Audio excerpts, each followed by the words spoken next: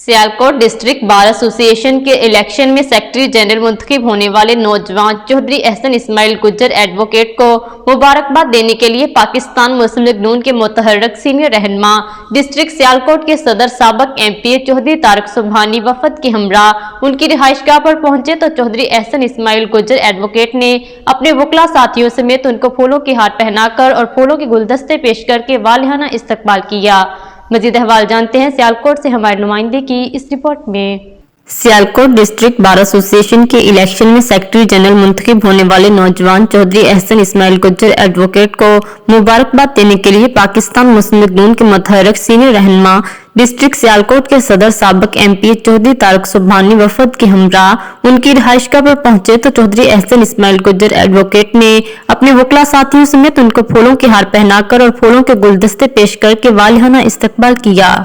चौधरी तारिक सुबहानी ने चौधरी एहसन इस्माइल गुज्जर एडवोकेट को secretary general bar association Sialkot मुंतखब होने पर उनकी तरफ से और अपने साथियों की तरफ से मुबारकबाद पेश की। उन्होंने मजीद बात करते हुए कहा कि हम उम्मीद करते हैं कि अब अपनी टीम के साथ मिलकर सियालकोट की आवाम को जल्द इंसाफ मुहैया करवाने और लोगों के कानूनी मसाइल को कानून के मुताबिक हल करवाने में अपनी सलाहियतों को बरोकार लाते हुए कलीदी किरदार अदा करेंगे।